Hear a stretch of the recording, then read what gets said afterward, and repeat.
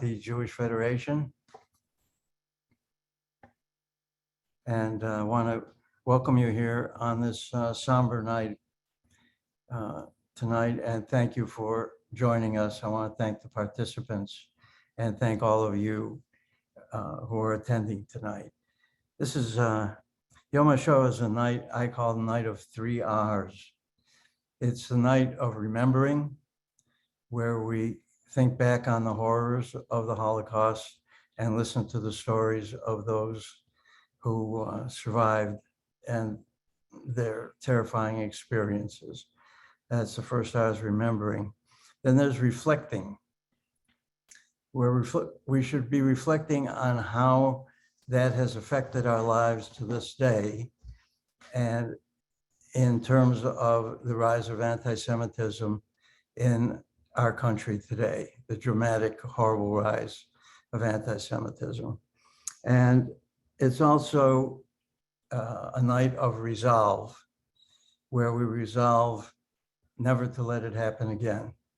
Never again, whatever it takes, never again. So it's those 3 R's which we remember tonight. That's what I have to say for now. Thanks again for being here with us, and I'll turn the mic over to Rabbi Jonathan.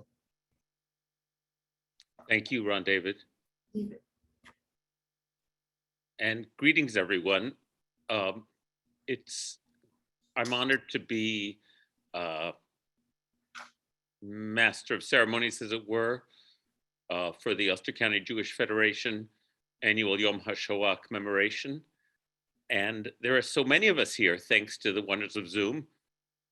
Well over 100 people here together in this virtual space that we've gotten used to over the last couple of years. Before we begin, I just want to say that music that Karen Levine was playing while we were waiting for people to arrive was a concert performed by Ars Chораlis, Music in Desperate Times, the orchestra of Bergen-Belsen. That Ars Chораlis is a Woodstock-based community choir that traveled to Germany. And fortunately, I and a number of us went with them and performed that concert at the site of the Ravensbrück concentration camp outside of Berlin. So just hearing those songs again, that's a great choice, Karen. And I also want to note that we're so fortunate, Tibor and Nomi Spitz are here, and Tibor was on TV last night. Yeah. There was a remarkably moving documentary about this fantastic project that happened thanks to the Orange County Jewish Family Services, where Holocaust survivors from our area were paired up with songwriters who then performed a concert and about each of those persons' stories. And that was on PBS last night at 8 and is available on Amazon Prime. And Tibor is featured in that documentary. And well, I can never get enough of Tibor, so I'm so glad to see you. And hi Nomi. Okay, I just wanted to say those two things. So here we are, and as has become customary in this new day on the Jewish calendar, we've been Jewish holidays go back thousands of years, but this particular commemoration is only 60 or 70 years old, and it has become an important part of our cycle of Jewish holidays and remembrances, because what it means to be Jewish and live through the Jewish holidays and remembrances is that each holiday we remember and sanctify another crucial part of our collective history and experience. And that's crucial that we do that for Yom HaShoah. And the form is continuing to emerge, but we are still so close to that historically that we have still with us, thank God, folks who experienced it directly. We have people whose parents, many of you here, whose parents were survivors of the Holocaust. And now we have third and even fourth generation Jews who are committed to remembering and remembering both the tragedy and the lessons of the Holocaust. And so what David Drimer organized for us tonight is a remembrance where we are going to hear from Lola Mozes, who is a survivor, from Sid Reischer, whose father was a fighter in the partisans, and from Don Schapira, who is a third generation, whose Saba, whose grandfather and grandparents, he's going to speak also. And so I really appreciate this concept of weaving the generations together now as time and decades pass from that horrific time. So thank you. And it's also become a custom to light a candle in memory of the 6 million who perished. And so I want to turn the spotlight over to Carol Supergold, who's going to light that candle for us tonight. As I light this yellow candle, I vow never to forget the lives of the Jewish men, women, and children who are symbolized by this flame, including my own grandfather, my mother's father, my aunt, uncle, and my cousin, who did not leave her parents when she could have. They were tortured and brutalized by human beings who acted like beasts, and their lives were taken in cruelty. May we be inspired to learn more about our 6 million brothers and sisters as individuals and as communities, to recall their memory throughout the year so that they will not suffer a double death. May we recall not only the horror and terror of their deaths, but also the splendor of their lives. May the memory of their lives inspire us to live meaningful Jewish lives so that we may help to ensure that part of who they were shall endure with us always. And this is written by Rabbi Jules Harlow with a few additions of my own. Amen. Amen. And thank you, Carol. Thank you. Oh, we were scattered, the remnants of the Holocaust scattered all over the world. Carol's family wound up in Louisiana, but we've stayed connected. Let me ask David Drimer to introduce the next segment. Thank you, Rabbi. Good evening, all. My name is David Drimer. I had the privilege of interviewing a remarkable woman the other day. Her name is Lola Mozes.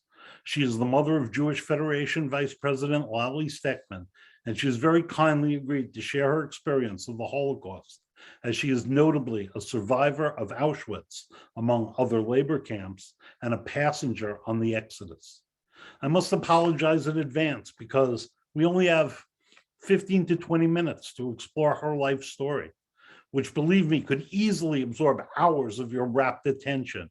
Her reminiscences, while deeply and unspeakably tragic, are so vivid in the details and imagery she can summon in the telling.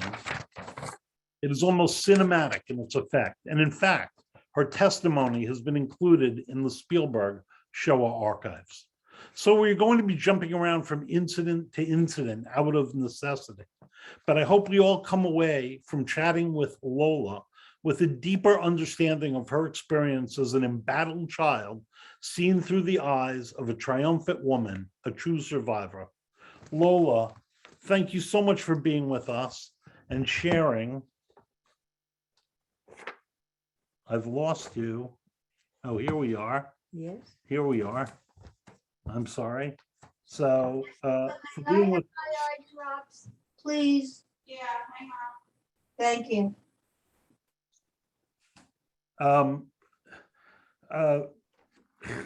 Lola, thank you so much for being with us and sharing what are undoubtedly memories so painful to recall.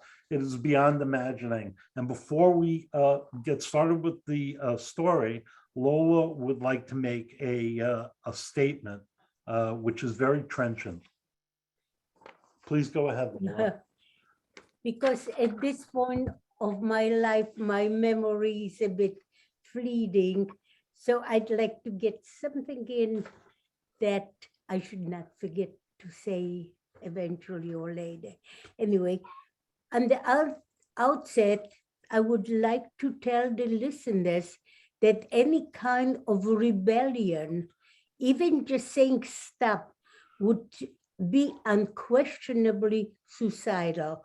Also, consider tailors, shoemakers, storekeepers, etc., had not a nano-killer instinct and definitely were not by nature suicidal. Besides, it being against biblical law.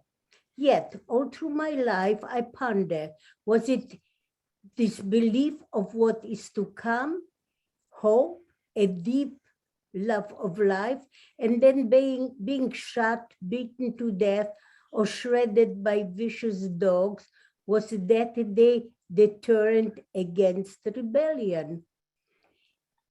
And of course, there were guns and rifles against us, tanks, and we had the bare hands. And so it's, I'd like people to know that it was not just cowardice, and we just so desperately wanted to live. And so I end with should have, could have, didn't. And my greetings to all of you. I am honored to be able to, you let me speak to you, and I thank David for being my interviewer. He's sweet and a lovely man. You are lucky to have him among you. Thank you. So Lola, you were a child in Poland, living a child's relatively carefree existence, but you told me you felt something in the air. Tell me about that. There was murmurs among the grown-ups, and as a child or children, because I was at that time vacationing with my brother and some cousin at my aunt's little town, and we heard that nobody spoke to us about it. They didn't want to frighten us, but there was that fear, that grinding, wrenching, stomach-wrenching fear that something is brewing. And of course, then war was declared. My parents came to the town and war started. And we were on the way, running away from the Germans, which of course was impossible, but that was a long story. So eventually, as a very little girl, you're a slave laborer in a factory, and you were put to work in a very specialized way, and you had a strange interaction with a very high-ranking Nazi. What were you doing in a factory as a slave laborer, as a little girl? We were making in the ghetto. There was a ghetto, Bochnia ghetto. It was near Krakow. Krakow is known. And we were making sacks for the German army, repairing sacks, making sacks. At one point, I was about 11 years old at that time. The manager of our knitting department, which was called the Strickerei in German, he approached me if I could make gloves. I didn't know how to make gloves because that's how I made some money to be able to join an illegal little school in the ghetto that worked for, which shows you that we did not, the people of the ghetto still considered education important. But anyway, I learned how to knit, I learned how to make the gloves, and I made a pair of gloves which turned out to be for the general governor of the greater part of Poland. His name was Hans Frank. He came eventually with an entourage to our factory, and he shook my hand, smiled at me very gently, very fatherly, shook my hand. Everybody in the ghetto shook my father's hand because they thought, the whole ghetto thought, we are safe. If we'll work, and if Hans Frank was pleased with us, he will let us live. Of course, that never happened.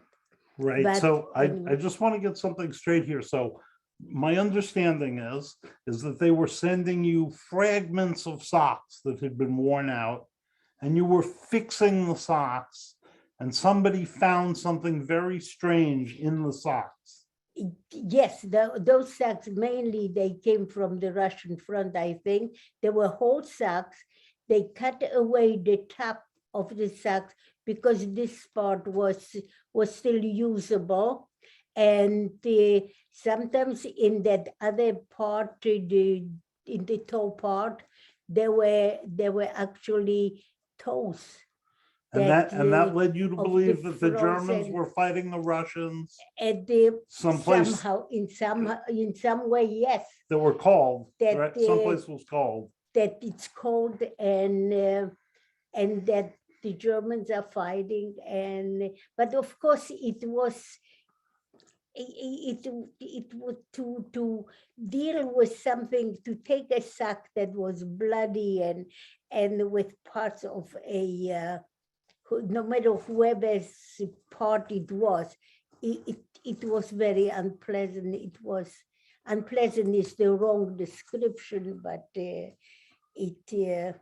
understand. it So Lola, we chatted about all the many things you and your family did to escape the Nazis, which could be a movie all in itself.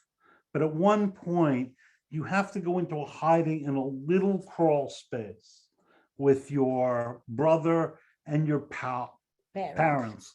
Could you tell us a little bit about that, and especially about your brother, please, because this is a very unhappy part of the story. Thank you. Yes, he was quite the youngster. He was a child, actually a teenager. But anyway, there was an action, the first action in the ghetto. An action was called, it was called the action because the Germans gathered the Jewish people from the ghetto to deport them. We didn't know. Of course, they were shooting whoever was slow, whoever came, and whoever couldn't make it on time. So anyway, they gathered and they told us to take small packages with the most important things. And my father was very good at that. And so he made packages for each one of us, a little blanket, a pajama, maybe a toothbrush, whatever it was. And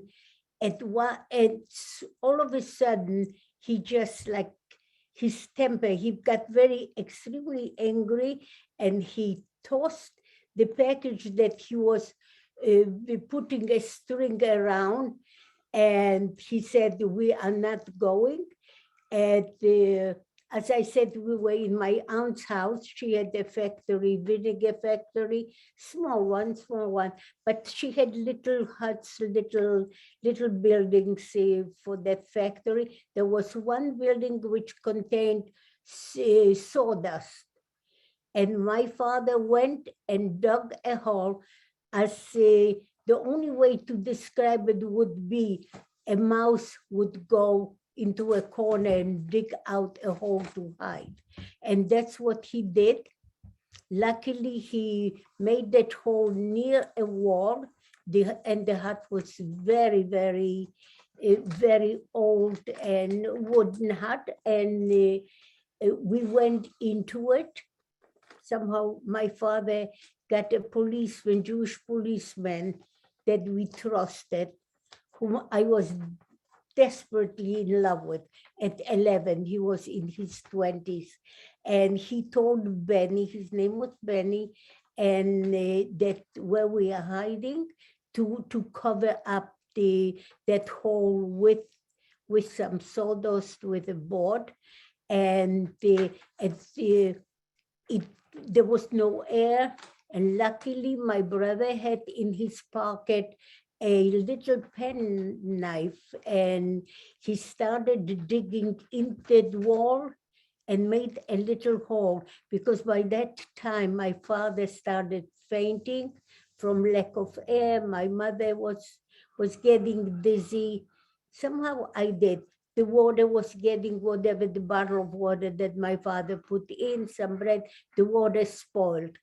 We could not drink water, but my brother made that hole. So every so often for oxygen, we would to go to that hole and breathe in and get a little bit air.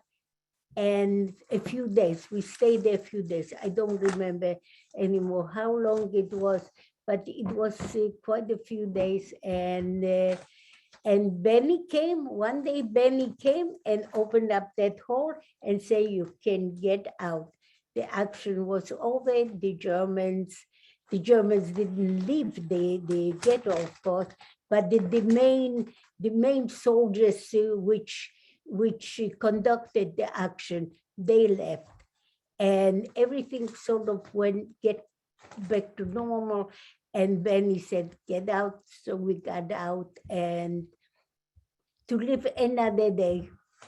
So Lola, I know we spoke for a long time how eventually you were captured by the Nazis, and it's really just, amazing to me. I really don't have words about this, but one of the scariest things you were telling me about was what it was like to be transferred to what you call the living hell of a cattle car, where you're confined for several days. You have specific memories of that and some wisdom, or let's say quick thinking, from your mother about how to survive it. So you're being herded onto a cattle car with hundreds of other Jews. And what happens? What does your mother say? Well, up to that point, there were quite a few years of struggles and actions and hiding. It different. By that time, the hiding place was, my father made it a little stronger and with a little more air in it, a little more food. And so up to that point, there is a whole story which would take hours or a lifetime. It would take a million lifetimes.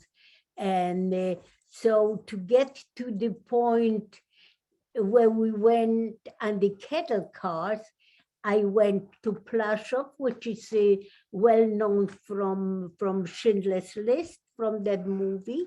We were there digging graves, old graves, and putting stone. The latrine, the toilets were lined with the gravestones. So you walked at night. Being a child, I used to be scared walking at night because you walked on graves.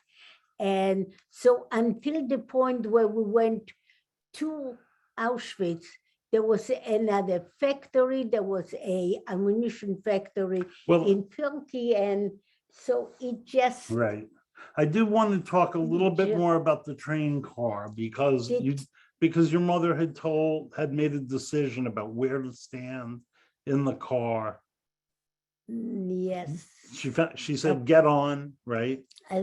Yes. Let's get right on. But it's very difficult for me to jump from one place and miss like very important parts. But anybody who would like to know about it, please call me up and let me know. So anyway, at one point from a camp, from an ammunition factory, a camp in Pyeonggi, we were told together and we were shipped. And the train came, and the train, and my mother said, let's go in quickly so we won't get beaten up. And because if you procrastinated, it was dangerous. There were dogs and all that. And she found a corner right under that tiny little window, which by now everybody knows. They were covered with the wire, with the wiring, the Barbed wire. barbed wire. And so we had that little corner, which was lucky because at least we had something to lean against, and we were not pushed from all around by other people. There were people dying in the car. There were people, soothsayers.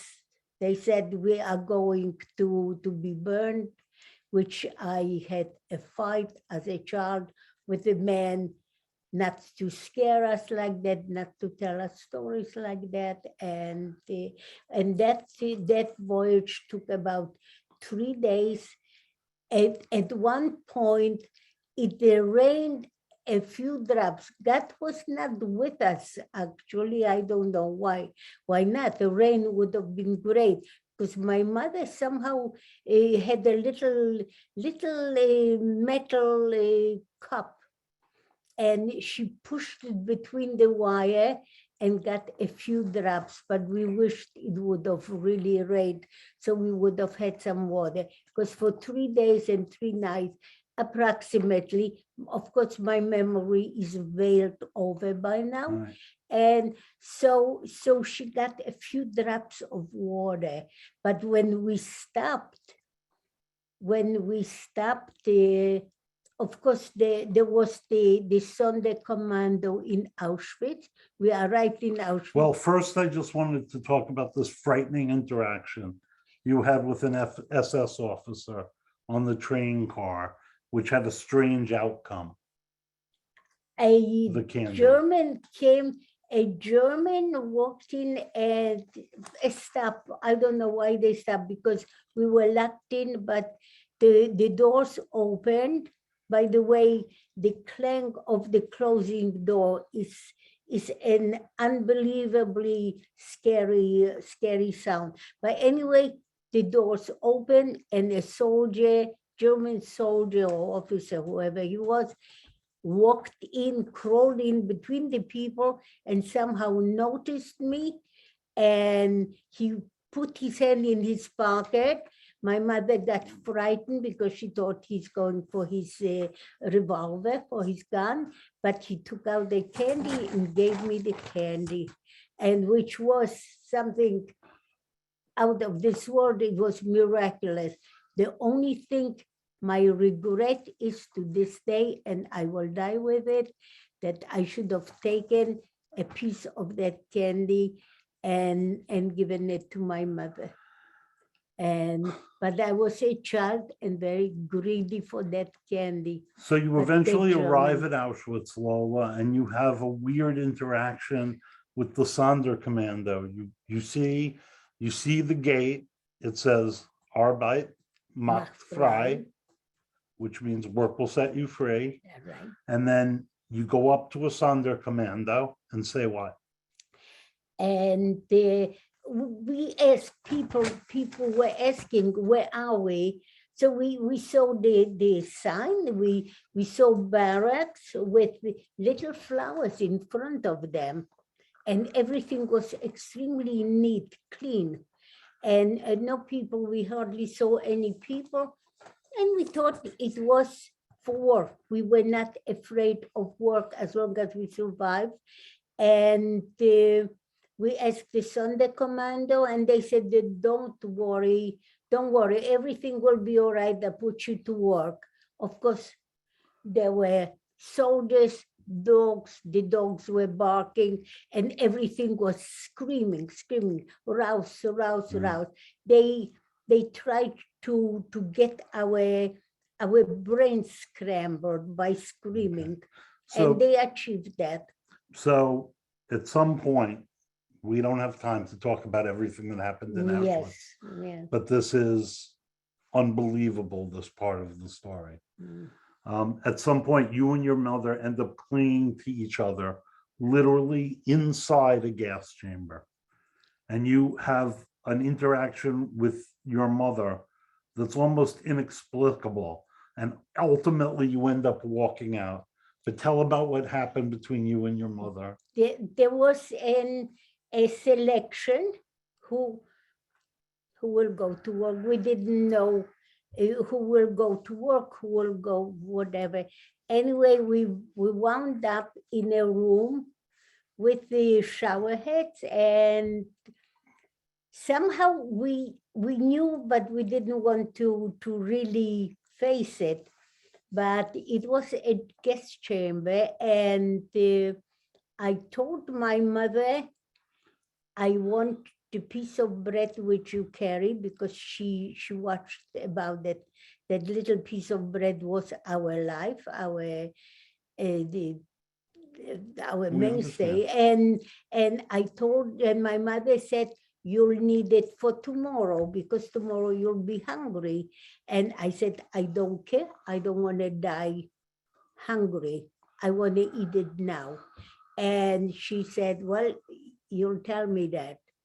And she gave me the piece of bread. I ate it, and all of a sudden German came and started screaming, rouse, rouse, rouse.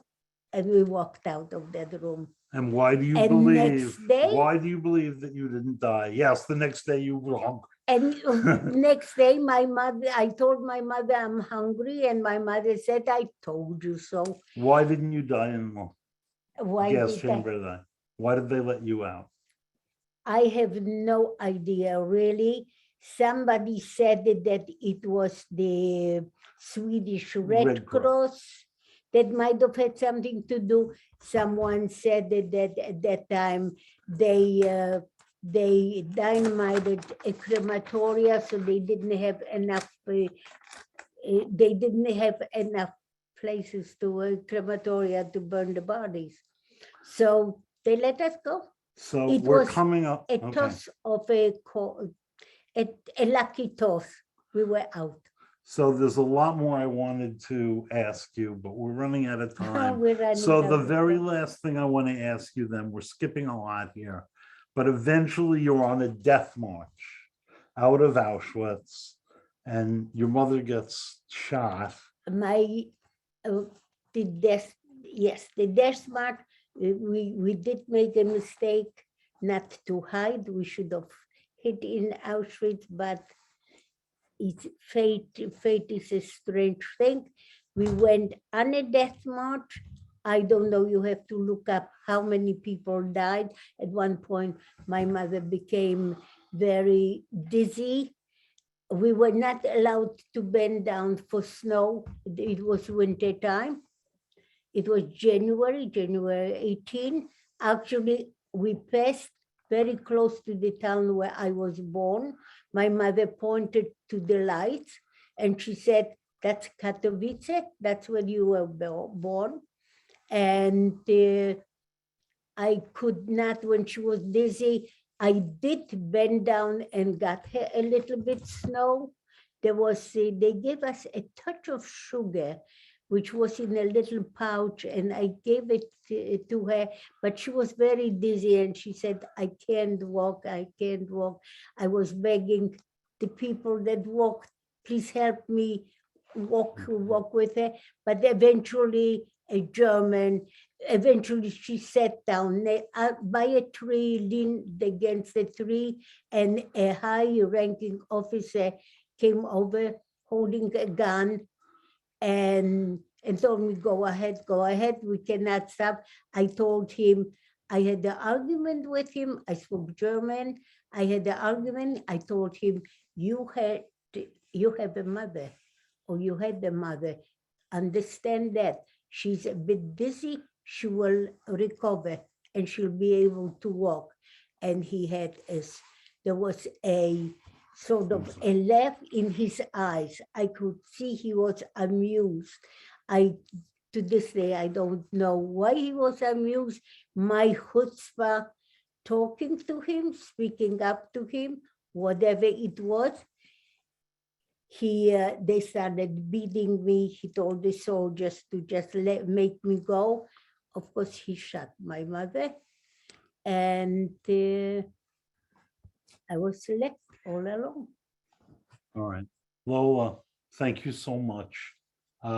It's stories like yours that remind us never again, begins with never forget. Never It's forget. been my honor to have had this opportunity to get to know. Thank you so much for sharing these. Thank you for the privilege of being able to speak to you. Thank you for listening Thank you. and for remembering. Remember us. Thank you so much. And there's so much of that story, including, is it correct, Lola, that you were on the Exodus as well? Yes, I was. Well, we won't get to hear that story right now, except that our next speaker, Sid Reischer, his mother was on the Exodus also, Oh, really? but gave up her place to be with Sid's father because there wasn't room. And I'll let Sid talk about that, but our lives all intersect in this way. Isn't that remarkable? It is remarkable. It is quite remarkable. Yes. Wow. But we won Israel. I know. We made it. I know. Victory. I know. I always know every day. Thank you, Lola. Now I have the pleasure of introducing Sid Reischer and his partner, Patricia Moser. Sid's father was a fighter with the partisans, a remarkable story that, Sid, you didn't know about until later in life, or you couldn't get the story out of him until he was quite old. And I'm going to let Sid and Patricia speak about another remarkable story of survival. Thank you, Rabbi Jonathan. So my given name is Sid Reischer. I'm a second-generation Holocaust survivor. My father of blessed memory was born Hirschker Warszawczyk. How he came to America with the name of Reischer happens toward the end of his Holocaust story, and you'll hear about what happened with the Exodus. My wife, Patricia Moser, will be telling stories as well. She's my backup in case the telling becomes too difficult, which is often the case. I will speak of my experience as a second-generation survivor, but first I need to say this. The fiction that Jews meekly accepted their fate, allowing themselves to be slaughtered, is utter nonsense. My parents fought alongside Jewish and non-Jewish partisans. There are many, many stories of resistance that need to be told. I will tell more about my father because when he finally spoke with me, my mother, Fanya, of blessed memory, a partisan who fought in the Rudnik jungle, she could not tell her story, even after so many years. My parents and their families were forced into the Vilna ghetto in the summer of 1941. In October, my father said goodbye to his family. He planned to walk east to find the Russian army. He remembers saying, "If I have to die, I might as well die fighting, but I'm not going to die without a fight." How he found the Russian army and survived the accusation of being a German spy, this story I will tell you. I'll say this much now. The Russian soldiers tied him up and put a noose around his neck, but my father survived. In the winter of 1942, this group of Russian soldiers were surrounded by the German army. So the commander gave the order to disband. My father returned to the Vilna ghetto. Because of his experience in the Russian army, he was made a Jewish police officer, with the paperwork allowing him to travel outside of the ghetto to check on the safety and welfare of Jewish workers. He secretly joined the FPO, the Fahrenheit Partizane Organizacja, the United Partisan Organization. They were the Vilna partisans.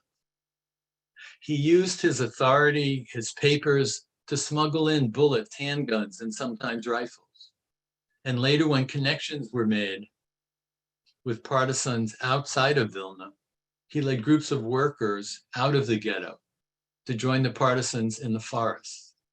He led between 300 and 400 people out of the ghetto in groups of 20 to 30 at a time. And when it was clear that the Vilna ghetto would be liquidated, he led a large group out, including my mother.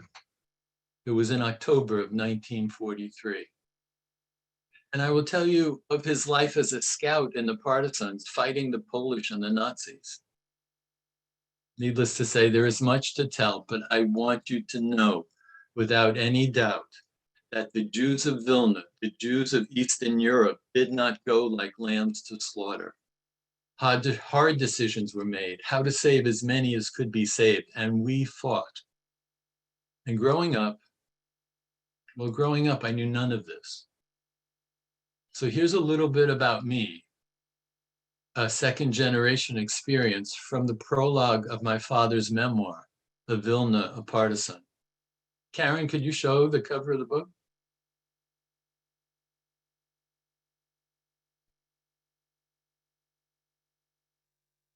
Thank you, Karen.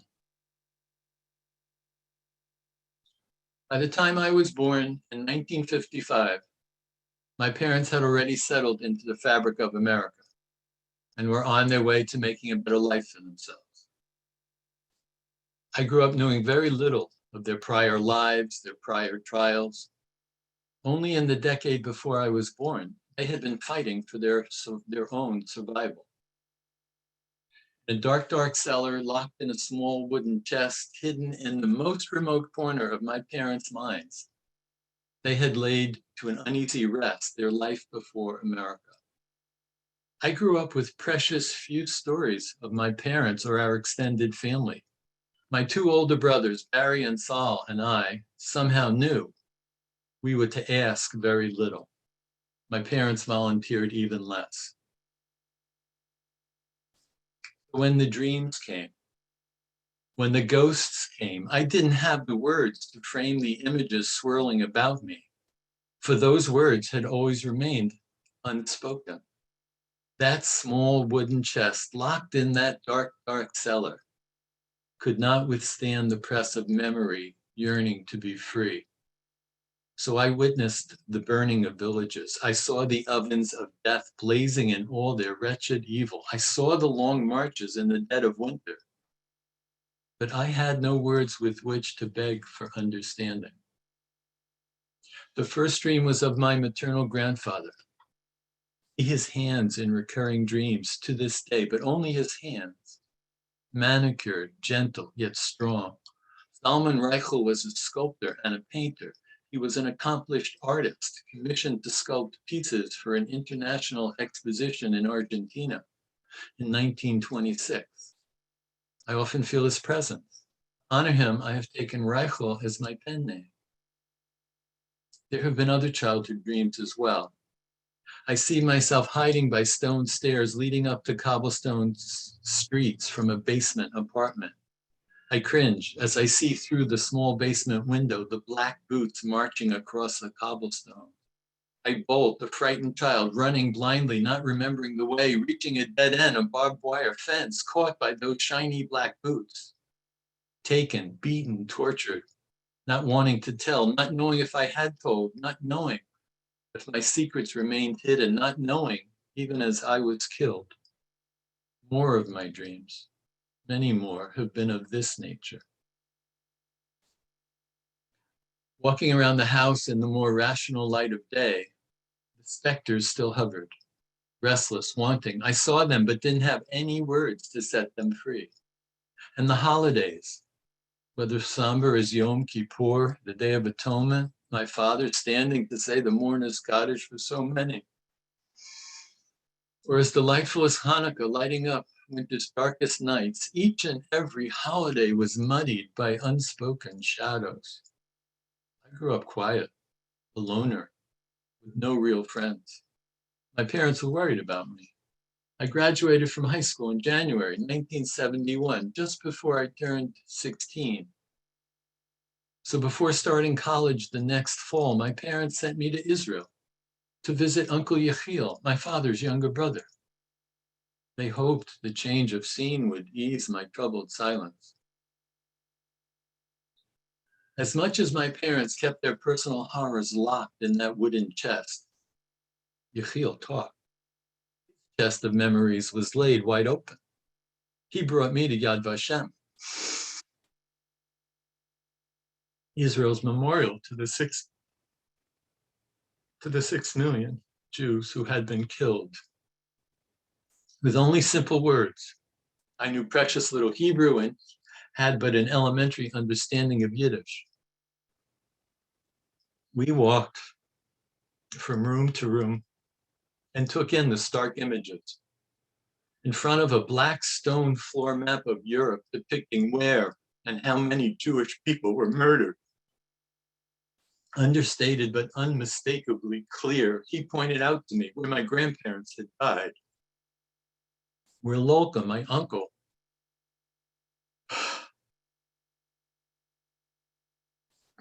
had died, where relatives whose names I had never been told all lost their lives. Tears poured from my eyes like twin rivers in flood. Yechiel had given me many harsh pieces to the story of the lost world from which I had come. The images were all a jumble. At least now, for the first time, I was able to view this world openly and put words to the terrors revealed. Father and mother attended a Holocaust survivors reunion in Israel during the early 1980s. Several of the speakers told those present to go home and tell their stories. Menachem Begin, Israel's prime minister, spoke of the need to tell. One speaker, a Kovner, was one of my father's commanding officers. Because it was Abba Kovner. Because it was his partisan commander, one of the people my father had let out of the Vilna ghetto. My father spoke to me when he came home. My father told me one story. It was about the time my mother was paralyzed from the waist down and almost lost her life. Afterwards, he had nightmares for the next month. He apologized, saying he could tell me no more. Many years later, I asked my father to tell me his story, not just a bissel here, a bissel there, but the ganze story. And he said he would. My father walked into the cellar of his memories and pulled out that chest. He thrust it open wide and reached in with both hands to give me those horrible, horrible treasures. Once I heard his story, I knew why. He had been silent so long. So here are some moments from my father's story. I said he walked out of the ghetto wanting to find the Russian army. This is how. Every day went out columns of workers to work in the morning, and they were coming back at night. But with me, it was different. When I went out from the ghetto to go to look for a better future or whatever, it was like 5 p.m, 6 o'clock in the evening, Erev Yom Kippur. Everybody was back home already. I walked out of the ghetto. The Jewish policeman let me through. We knew each other. He was also from Beitar. He let me out, and I went with the sidewalk, which was not allowed. The Jews had to walk in the gutter outside the ghetto. By the main gate were at least 15 Lithuanian policemen and about 30 German officers. Now, why would there be so many officers? I didn't find out until later what was planned for that night. One Lithuanian policeman walked over to me and said, "Where are you going?" "Across the street to the drugstore," I told him. "My father is sick and I need medicine." Jews were not allowed in the drugstore. The others didn't know what we were talking about, and they let me go. Just like this, I swear to God. I said my father was very sick and I needed medicine, and on the next corner was a big drugstore. I kept walking. It's at least from where he stopped me to the drugstore, maybe 300 feet up the hill. But then I passed the store by and walked up the hill and away from the ghetto. I took off the Jewish star and walked away. Now, before the Nazis took over Vilna, control of the city changed hands many times. The Polish were in charge, the Russians annexed the city, held it for a while, and then handed it over to the Lithuanians. While the Russians were in control, they commandeered my grandfather's bakery and ordered him to bake for the Russian army. During that time, the captain in charge of procuring supplies befriended my father and taught him how to drive, using the truck which brought supplies from place to place. His title was Tovarish Nachalnik, which means comrade captain. His name was Pikarnia Voyentorga. This is the story of my father finding the Russian army. After 2 weeks of walking, I was so tired. I lay down behind a tree and slept. I was awakened and saw maybe 100 soldiers around me. I was so happy. They talked to me in Russian. But my Russian was so poor, they became suspicious. From where are you coming? What are you doing? Who are you? And I told them, I ran away from the ghetto and I'm going east. I'm going to Russia. One soldier said, he sounds like a German. I think he is a spy. I had a piece of bread in my pants and said, this is what I eat, and this is all I have. They took me and they grabbed me and searched me. They brought a wagon with a horse, and they made me get up on the wagon. They threw a rope over a tree, and I said, what, are you crazy? And they tied my hands and they put a rope around my neck. I looked at them from one to another. The rope was tight, burning my neck. They were counting, getting ready to hit the horse to make him gallop. Then I recognized someone. Tovarish Nachalnik, Pikarnia Voyentorga, come help me. Tovarish Nachalnik, Tovarish Nachalnik. Tovarish Nachalnik was on horseback. He rushed over to the crowd. Immediately, right away, release him, immediately. I know this boy. Tovarish Nachalnik, the Russian captain who had taught me to drive, cut the rope off my neck. He vouched for me and took me into the Russian army. I saw Tovarish Nachalnik Pikarnia Voyentorga again, only one other time. I don't know whatever happened to him. Tovarish Nachalnik Pikarnia Voyentorga saved my life. My father stayed with the Russian army for 3.5 months. When the Nazis surrounded the area and the order was given to disband, my father and Kolka, friend from the Russian army, decided to return to Vilna. This is a story of Mazel. I said to Kolka, we'll go to Vilna. This is what I know, so we'll try to survive. It started snowing and it started to get dark. We had a kazuk, a long fur coat. The coat reached down to my ankles. We decided to lie down underneath it to stay warm. We fell asleep. What woke us up were voices, German voices.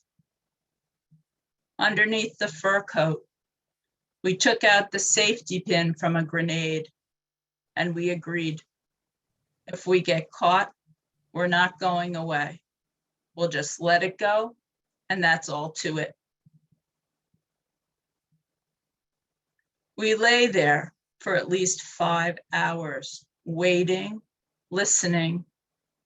Finally, after hours of silence, we got up.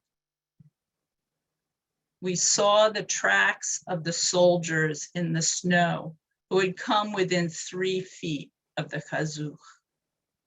They had passed on either side of us.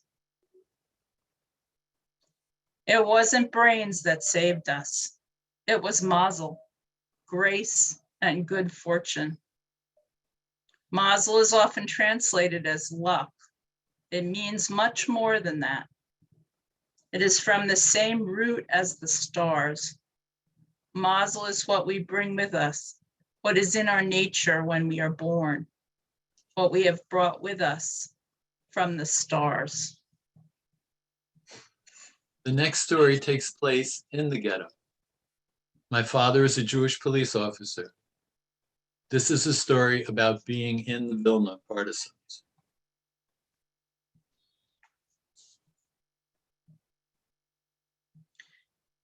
Pasha Derwiansky was my contact in the FBO, the United Partisan Organization.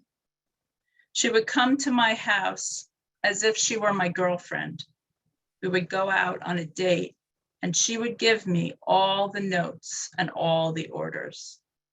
She would tell there was a meeting at a certain time in a certain place, and I would go. We had different kinds of meetings. First of all, we taught the people how to take apart a gun and put it back together. They had to do it blindfolded. They had to take it apart, all the pieces, and then blindfolded, put it together. At the meetings, we also told what we heard on the radio from England.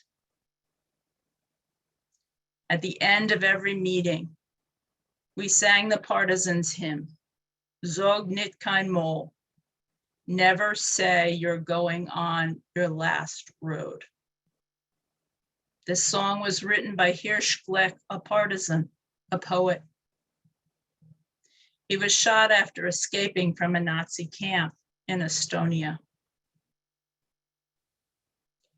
The meetings were in small groups, 5 plus the instructor who came with a gun. Top 7, but mostly only 5. This was done that you shouldn't know who else belonged to the FPO. I knew more than 5 because I was the instructor for more than one group. I met with a group at least once a week. I taught people the safety of the gun.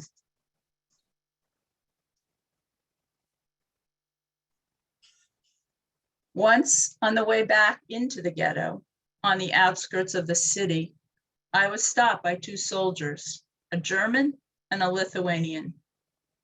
I had 3 guns on me. 2 were tucked into the waist of my pants in front, and the 3rd was tucked in at my back. I showed the German my papers, and he saluted me, saying, "Go." The Lithuanian said, "Palak, wait." When he said to wait, my face turned white, not because of me, but because of my family. The guns I have by my stomach have no trigger. I know I can't shoot him. The 2 soldiers started fighting between themselves, whether I should be searched or not. The German got so mad that he pulled his rifle on the Lithuanian. He had seen my documents. It was written in German, had the Gestapo seal, including the proper signatures from the Labor Department, from City Hall, even from the Lithuanian police.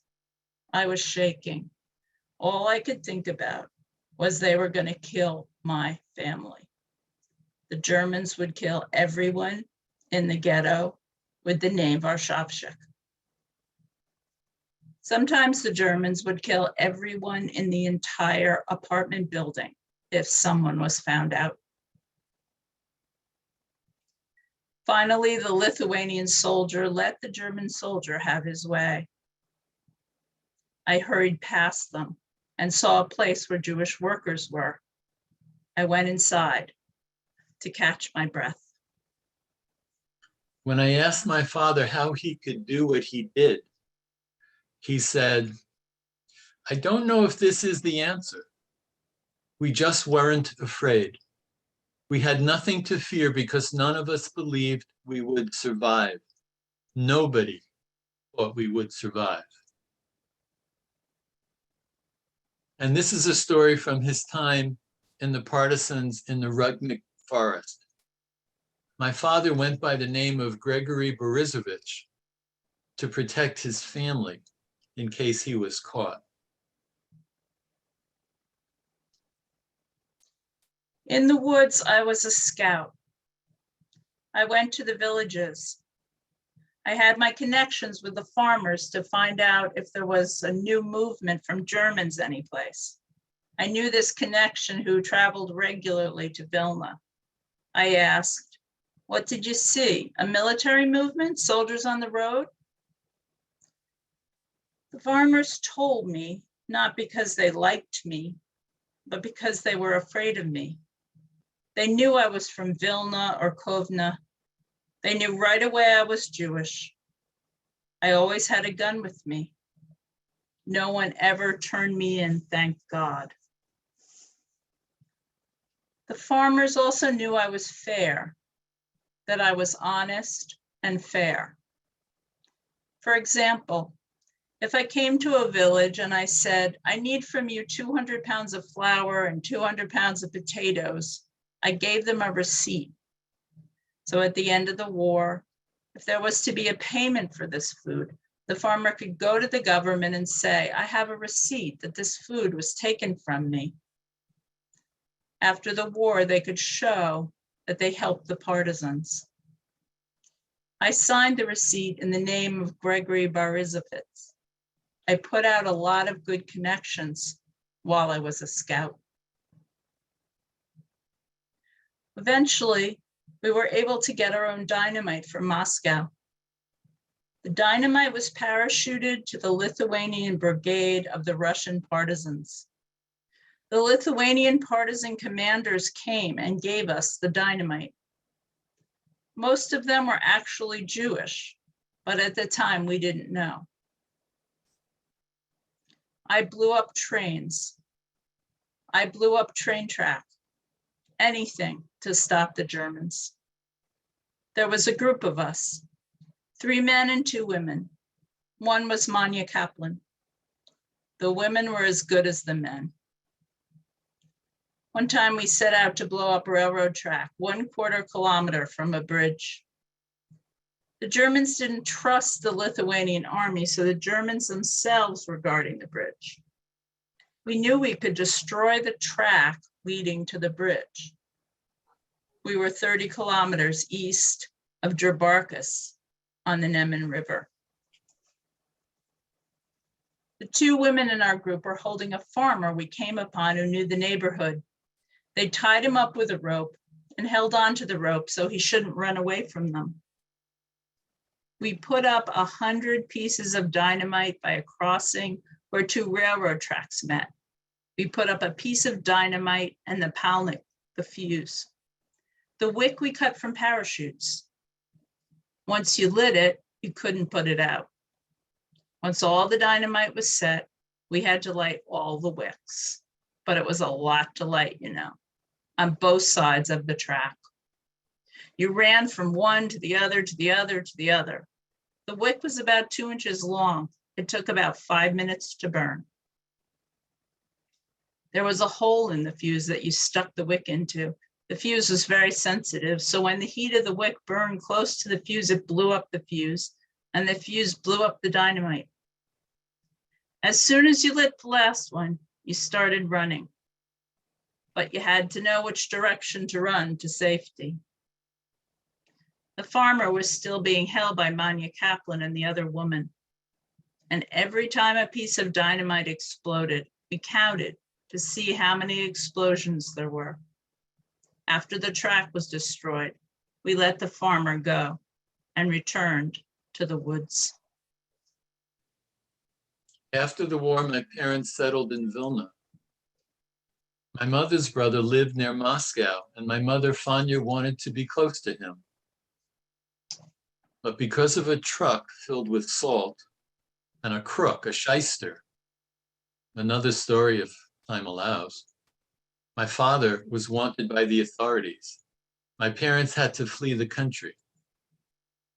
At the same time, the Americans had asked the Russians to look for my uncle Yechiel because of a bakery and poison.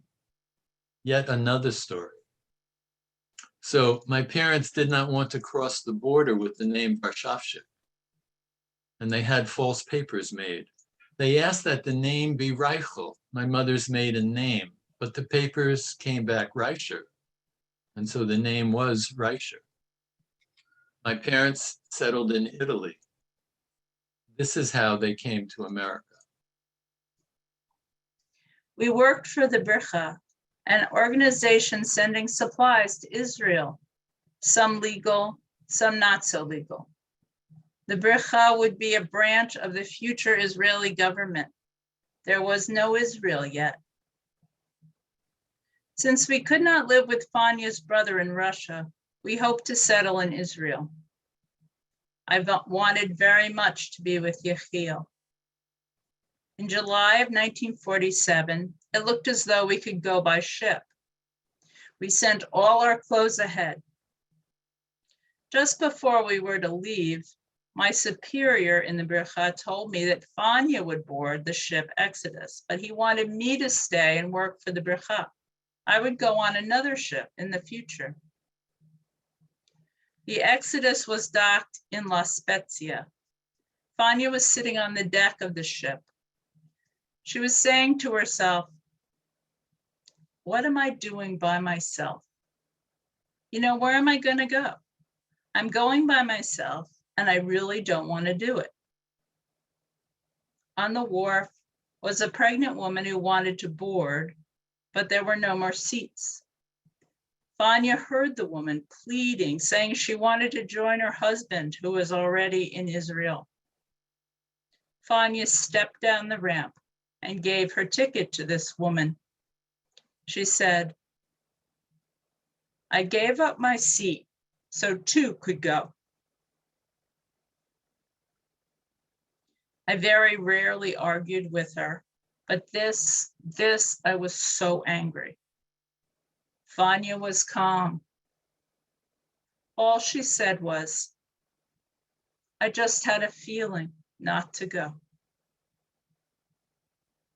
It turned out this was the last ship to reach Israel. The British sealed the border. There would be no more ships allowed to enter Israel.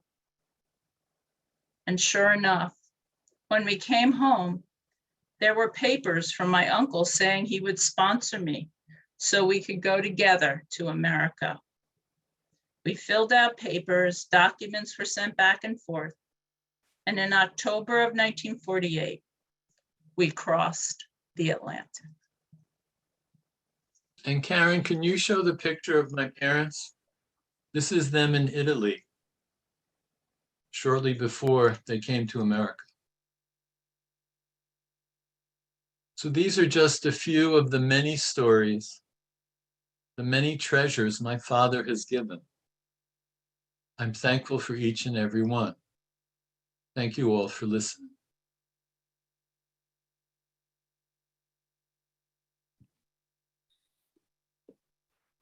Thank you. Thank you. The stories are almost too much to bear, and yet we have to bear them. We have to know them. And so now I'm going to ask David to introduce our third speaker.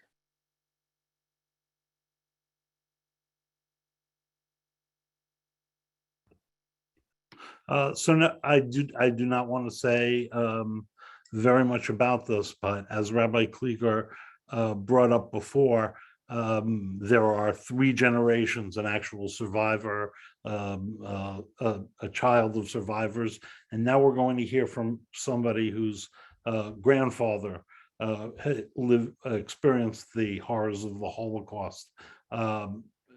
He is represented by an organization called 3GNY, Third Generation, carrying on these stories. And the theme of how we've arranged this program tonight is specifically because the big fear in the Holocaust education community is that soon there will be very, very few actual survivors.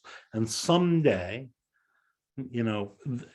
this is soon, in a foreseeable future, there will be no survivors. And it's really important to carry on these stories. And that's why we are so pleased to have Don here telling this story so that we can share with you 3 generations of stories. Don, thank you so much for being with us. And it's such a pleasure to be here. I guess pleasure isn't the right word. Obviously, it's honor. And I'm going to do my presentation just a little bit differently. I have a lot of slides that I typically do because a lot of the presentations I do are in schools. I do them for students from grade 5 all the way to high school, grade 12.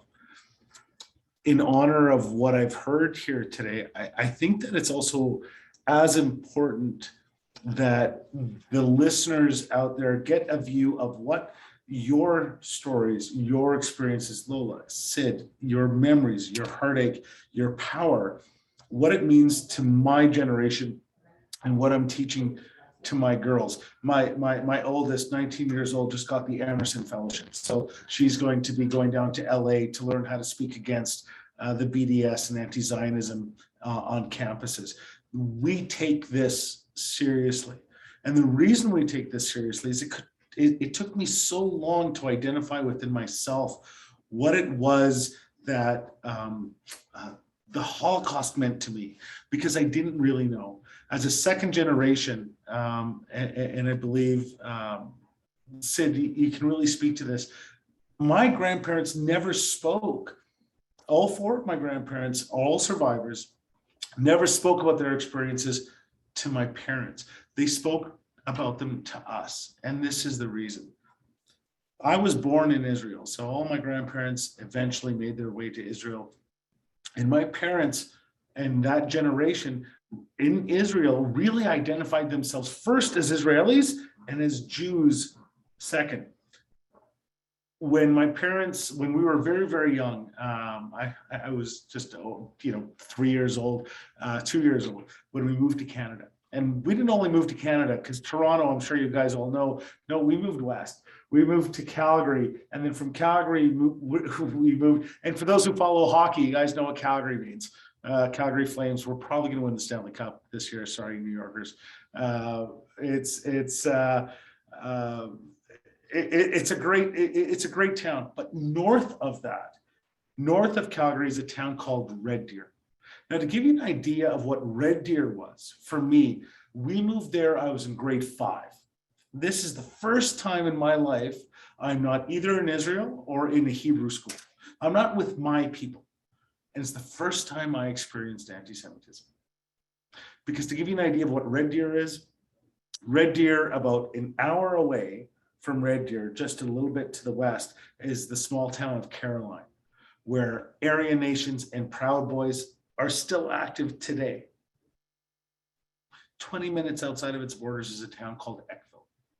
Now, I don't expect anybody out in the States to know this, but in Canada, there was a mayor of Eckville. He was the mayor. He was also a social studies or a history teacher.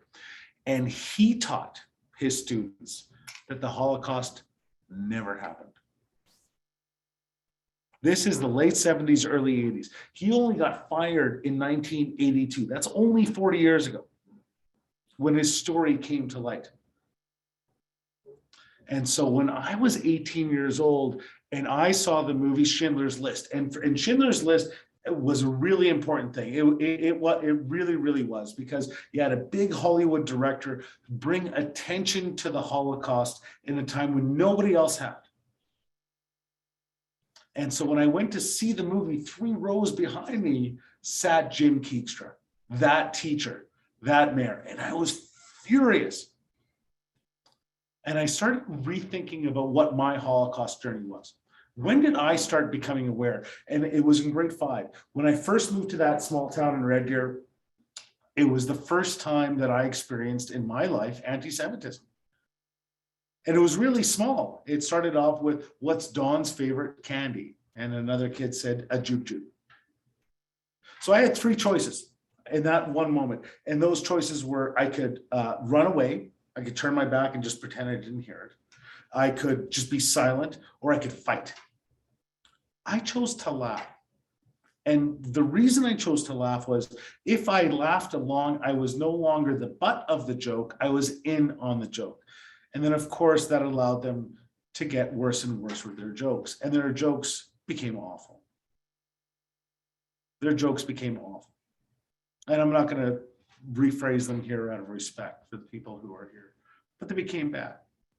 So when my Saba, of course, Hebrew for grandfather, he still lived in Israel. When he heard that we were going through these problems, it's the mid-'80s, he invited us, and my Saba, just so you guys know, this guy, he was a huge man. He was a big, strong man. He was very much an outdoorsman. Saba Motke loved going out and being in the outdoors. And it was, whenever we went to visit him, he would take us on these long hikes, and it was fantastic. But after he heard of our stories of anti-Semitism, he took us somewhere different. It was 1986, and he took us to the 9th District Court of Jerusalem. And that's where the Demjanjuk trial was. And for those who don't know who John Demjanjuk was, I encourage you to see the Netflix documentary, The Devil Next Door. Because John Demjanjuk was accused of being Ivan the Terrible, a particularly evil guard at Birkenau. And when he took us to that trial, and the way these trials were in Israel is you had on the far left the accused and the far right witnesses. And this is the first time, I'm like 10, 11 years old, and I get to see witnesses actually telling their stories. And they didn't just tell their stories, they expressed them. They were emotional, they were crying, they were shaking with anger and frustration. And I had never seen an adult behave that way. And I saw so much strength in that moment. We were shocked, but I started to get an understanding, because at 10 years old, I didn't understand what the Shoah was. I didn't understand what 6 million was. That number was just, might as well be infinity. And that started giving me an idea of what the Shoah was. And so my Saba then took us to the Knesset. Took us to Knoll, overlooking the Knesset. Now, for those of you who don't know, of course, the Knesset is the Israeli parliament. And for my Saba, it was so important. It was the symbol of Jewish self-determination. We no longer have to rely on anybody else. We can rely on ourselves. And there he started telling us his story. He grew up in Romania. And in Romania, it was mid-20s, and he had a decent childhood. Yes, there was anti-Semitism, he would say, but there was also friends, and he would, get clothes and wrap them up like shirts, and wrap them up and tie them up and use those as soccer balls. And they played in the streets, and there's this huge hill overlooking the city that had trees everywhere. And whenever he got in trouble with his friends, he would just run up into the trees. And he got to know that hill so well, he'd say that he knew the name of every single one of the trees up there. So he loved the outdoors from an early age. But in Romania, when the kingdom fell in the 40s, and Ion Antonescu and the Iron Guard, like an Iron Guard, particularly nasty group of, not only did they believe in the SS sort of belief system, but they also had religious mysticism involved. Like, these guys were nuts. And so when Romania became a fascist country. It actually became the largest supplier of forces and arms to the Nazis, more than all other allies combined. And so everything changed. Everything changed in that moment. And suddenly there was over 80 anti-Jewish regulations all over Romania. All Jews who owned land, that land was taken back by the government. It was called Romanianization. And it was justified because Jews were never meant to own land. So therefore, we're just taking back what they stole. And people accepted this. And so my Saba saw his neighbors in his life just turn against him. And then they gathered all the Jews into the town in 1942, and the German invasion of Russia had already failed. And so they decided not to take all the Jews to extermination camps, but rather to slave camps to help with the war effort. Now, to give you an idea, by this time, but in 1930, the population of Jews in Romania was about 750,000. By the time 1942 rolled around, we were down to about 320,000. All disappeared, all gone. My Saba he was with his family in that square, and they said, we're going to take the one male Jew from each family and put them to work in a labor camp. Now, if that person escapes from the labor camp, we're just going to go back and murder your family.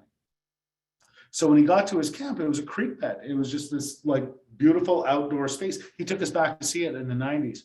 And it was just like this beautiful area.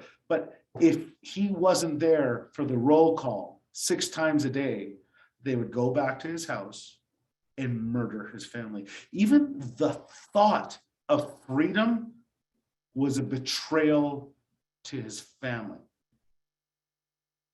That really affected my Saba for a long, long time. It was, you can't even think bad thoughts against your family. And that's how we kind of grew up.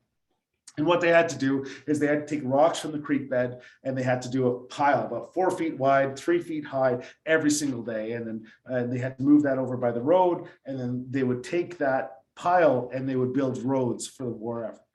And they told them, if you didn't make your pile on the first attempt, if you fail, we're going to give you 25 lashes. And they had a big rubber stick. It was about this long, and it was about an inch wide.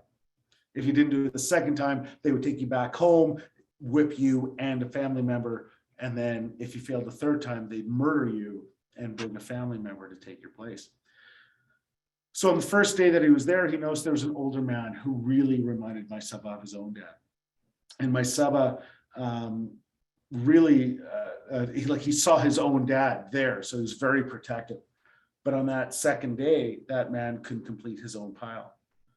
So they put all the prisoners in a circle and they whipped him 25 times. But after the 9th time, the man just passed out from the pain. They looked at my Saba and they directed him to go grab a pail, get some water, and wake him up, which he had to. When the man finally woke up, they proceeded to give him his 16 lashes that were remaining. My Saba at that moment decided that man is never going to get hit again. And what he did is, him and another friend, they took some blankets and they created a form of a stretcher, and they just told him, you're not doing anything. And between the two of them, they created his pile first and then their own, each and every day. Over a 2-year period, they were in 3 different camps. 27 years later, about, my Saba went back to Piatra Neamț. And he took my grandmother with him, my Safta Miriam, and they were kind of walking around. And it's like, oh, hey, that old man lived here. And my Safta never heard a story of my Saba's survival. And so he knocked on the door, and that old man opened the door, and he's like, hello, who are you? And my Saba goes, do you remember me? Do you recognize me? And of course he didn't for a couple of minutes. And then finally he did. And then he dropped down to his knees. And he looked at my Safta and he said, do you know who this man is? And she looked at her husband and said, obviously not. He said, that man saved my life. In August 23rd, 1944, the Kingdom of Romania was restored. And in that moment, my Saba said, I am not staying in Romania. This country turned its back on me. I'm going to go to Israel. And at that time, they knew that Israel was going to be a country, but it still wasn't. And he thought he'd have to fight. So he wanted to go and fight. And so with the help of the Jewish Underground, he got some fake ID and he hopped a train and he headed towards Haifa, the Haifa port. Now, the problem with my Saba is he made a critical mistake. He had fake ID, but he also took his real ID with him because he thought, once I arrive in Israel, I'll just use my real ID. And when they got stopped in Turkey by, because the war is still raging all around. You got to think this is August 1944. They know the war is ending, but there's still people, I'm doing very bad things around that time. So my Saba chipped his thumbnail and started rubbing into the seam of the train seat to rip the seam open, created a hole and stuffed his real ID in there. Now, he thought one of three things are going to happen. I'm going to get deported to Romania. I'm going to get sent to another camp, or number three. Where he ended up, it was a camp. Men were told to go to the left. Women were told to go to the right. They were told to undress and they were sprayed with DDT. They were told then to go into the showers. This was not a concentration camp. This was the elite camp in Israel. The British, acceding to Arab demands that Jewish immigration be minimized, they created an internment camp. This camp looked exactly like a concentration camp. Between 1933 and 1948, between 38 and 48, tens of thousands of Jews, Holocaust survivors, were in Israel, thought they made it, and then put into that camp. Yitzhak Rabin, and for those who know who that is, one of my personal heroes, became an eventual prime minister of Israel who's assassinated because he believed in peace. He actually led a group of soldiers for the Haganah, the early version of the IDF, and released the prisoners. And then my Saba, he met my Savta. Within 3 months, they were married. They had 3 kids. The middle child was my mom. And my father, just a few short years after they got married, had an opportunity out in Alberta and moved. When my Saba came to visit, he suddenly realized there were a lot of Holocaust survivors in Calgary. And they became such a good, strong group of friends. Like these guys would go out to Hawaii together and Vegas together, and they hung out all the time. They would visit in Israel and so forth. One of the survivors, one of Schindler's Jews, and he spoke about that quite a bit. And then it's the early 80s, and they hear of a man just outside of Red Deer in Eckville claiming that the Holocaust never existed. So they rose up and they started telling their stories for the first time in their lives. Almost 40 years after what happened to them happened, they started speaking up. Now, Jim Keegstra, eventually his trial went all the way to the Supreme Court, and he's a precedent for Canada's hate speech laws that we have today because people spoke out against that man. Because we rose up, and that's what this is. And I know Lola and Sid, we started talking, and I heard your stories and so passionate about what did we do to fight? This right here is what we're doing to fight. And I continue that fight in your honor. I had a friend of mine, he posted a picture during the whole COVID and Trump thing that Facebook was, slowing down free speech. He posted a picture of Mark Zuckerberg dressed up as Hitler. And I immediately went back to my grade 5, 10-year-old self where I was like, how do I handle this situation? Do I run away? Do I laugh along, or do I ignore it? And I decided there's a fourth option. And that fourth option is to create dialogue. Him and I said, through a private message, I didn't make it public. It's not about calling him out. I said, do you realize why this might be offensive to me. Because if this is about free speech, I want to let you know I agree with you. I don't think that post says this. It says that's all I was trying to say. And I say, well, did you know, number one, why it's offensive to dress up Zuckerberg, a Jew, as not only a Nazi, but Hitler himself? And he said, well, I didn't even know that Zuckerberg was Jewish. I said, fine, let me explain to you why this is offensive. When you compare what the Nazis did to steps which might be similar to some of the things the Nazis did, like controlling free speech or creating war, like what Russia is doing. The difference is the Nazis did those things in order to exterminate Jews. And they almost succeeded. And when you make these comparisons today to what happened then, you minimize the memory of my family, because my grandparents, all four of them, Baruch Hashem, survived. All of their uncles, aunts did not. And so he heard what I said and he said, I am sorry. I didn't know that. Thank you. And he removed the post on his own. This is what fighting today looks like. This story, every single time I tell it, has my Saba right beside me.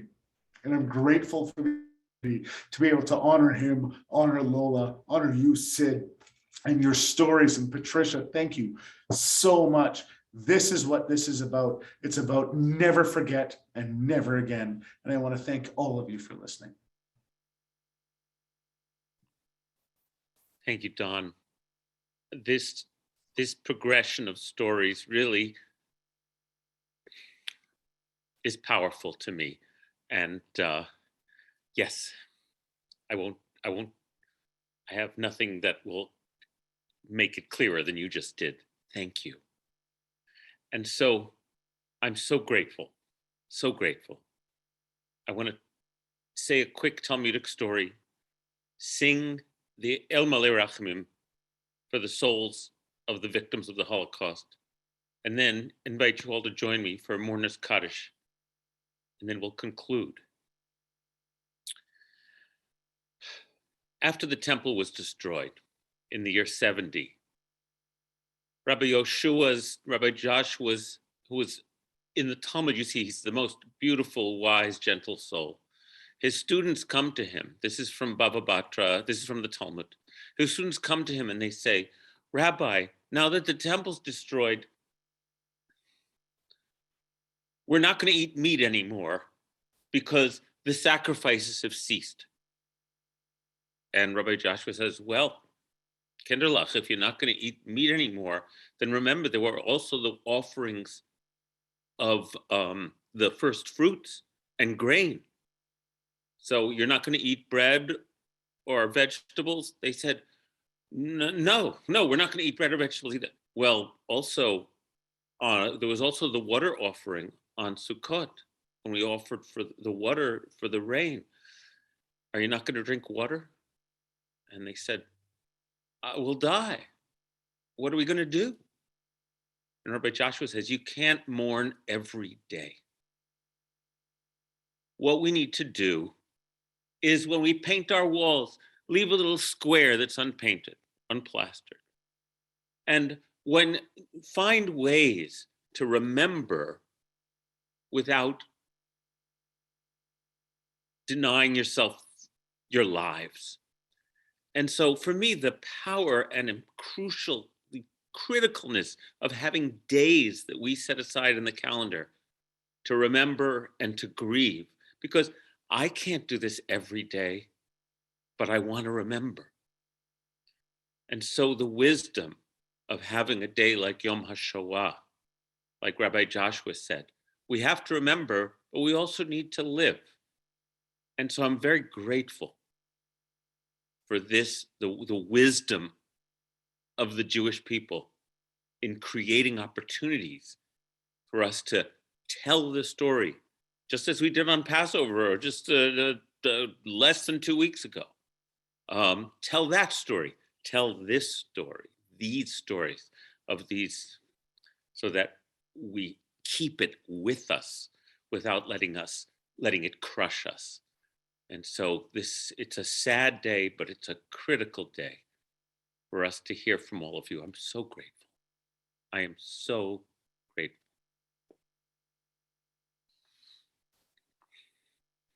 Karen, do you want to share the text?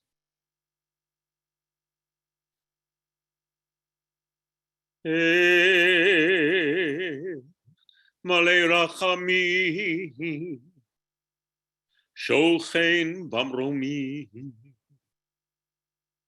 המצא מנוחה נכונה, תחת כנפי השכינה, במעלות קדושים וטהורים, כזוהר הרקיע מזהירים, את נשמות חיילי צבא הגנה לישראל, וכל אלה שמסרו את נפשם על קידוש השם ושנהרגו בשואה. אנא בעל הרחמים, תסתירם בצל כנפיך לעולמים. וצרור בצרור החיים את נשמותם, וינוחו בשלום על משכבם. ונאמר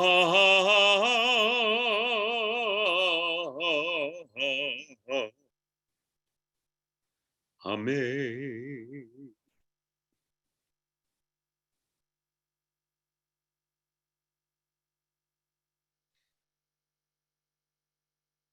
Please join me. You know, Yad Vashem has identified by name over 4 million of the victims, the murdered in the Holocaust. But there are still millions whose names we may never find out at this point. By us saying Kaddish together at this point, we stand in honor of all those souls and we remember them. Please join me. Yitkadal, Yitkadash, Shmei Rabbah. V'alma divra chirutei, v'yamlich malchutei, v'chayechon u'vyomechon, v'chayei dechol Beit Yisrael, v'agala u'vizman kariv v'imru, Amen. Yehei Shmei Rabbah Mevarach Le'olam Olmei Olmaya. Yitbarach, Yishtabach, Yitpa'ar, Yitromam, Yitnaseh, Yithadav, Yit'aleh, Yithalal, Shmei Dekudsha, Brichu, Le'ela min kol birchata v'shirata, Tushbachata v'nechemata, Damiran v'halma v'imru. Yehei Shlama Rabbah min Shemai v'chayim aleinu v'al kol Yisrael v'imru. Amen.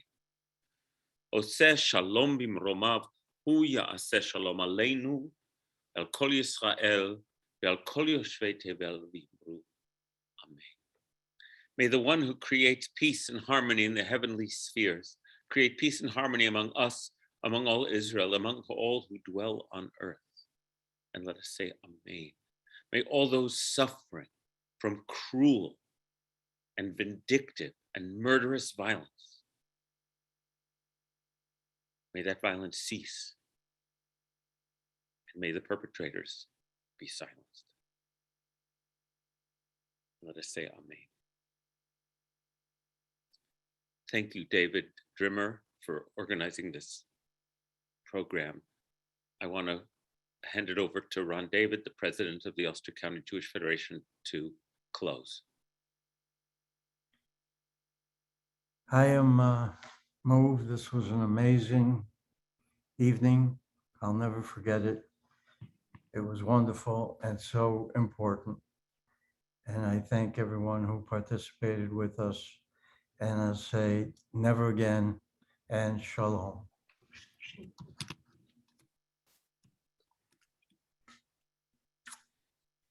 Good night, everybody. Good night.